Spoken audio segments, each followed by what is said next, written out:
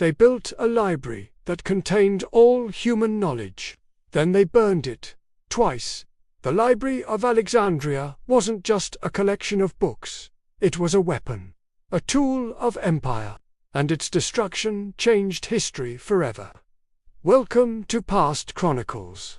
The secrets history tried to bury. Here's what you didn't know about ancient knowledge. It was power. Real power. The kind that makes or breaks empires. And the Ptolemies who ruled Egypt understood this better than anyone. The Library of Alexandria was founded around 300 BC. Ptolemy I of Alexander the Great's generals. He conquered Egypt. And he wanted to conquer knowledge too. His goal was simple. Collect every book in the world. Every scroll. Every text. Every piece of human wisdom. Bring it to Alexandria. Copy it, preserve it, control it. This wasn't philanthropy. This was strategy. The Ptolemies offered money for books. Serious money. Ships arriving in Alexandria were searched. If they had scrolls, they were confiscated. Copied, the copies were returned. The originals stayed in the library. They sent agents across the Mediterranean, to Greece, to Persia, to India, buying texts, stealing them if necessary. The library grew fast. By its peak, the library held between 400,000 and 700,000 scrolls, the largest collection of knowledge in human history. Nothing would come close for another 1,000 years. But the Ptolemies didn't just collect, they created. The library had a research wing. The Mausian scholars from across the world were invited, funded, given resources, told to think, create, discover. Euclid wrote his Elements here. The foundation of geometry. Archimedes studied here. Eratosthenes calculated the Earth's circumference accurately, 2,000 years before satellites.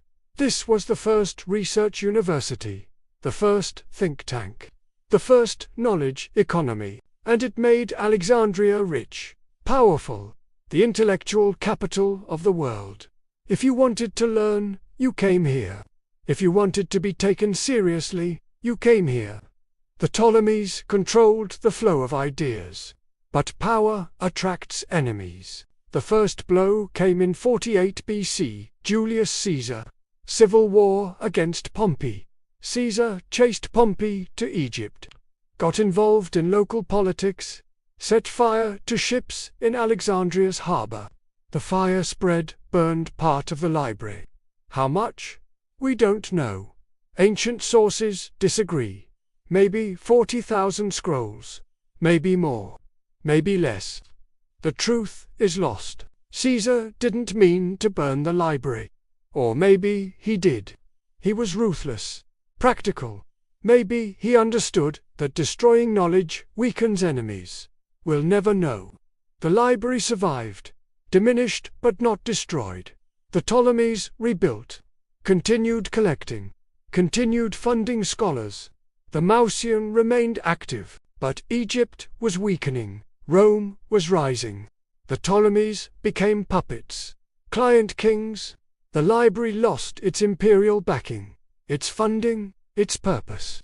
The final blow came in the late 4th century AD. Theodosius, the first Roman emperor, Christian, he banned pagan religions, closed pagan temples. The library wasn't officially pagan, but it was associated with pagan learning. Greek philosophy, Roman literature, Egyptian magic, everything the new Christian empire rejected. In 391 AD, a mob attacked the Serapeum, the library's daughter institution, built when the main library overflowed. They destroyed it, burned what remained. Some say the Library of Alexandria was already gone by then, gradually declined, neglected, its scrolls scattered. Others say this was the final destruction, the end of ancient knowledge. The truth is complicated.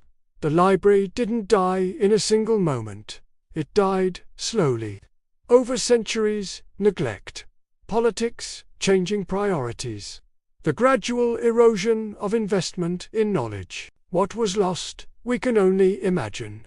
The complete works of Sappho. 9 books of poetry. We have fragments. 1 complete poem. The rest burned. The lost books of Livy. Roman history. 142 books written. 35 survive.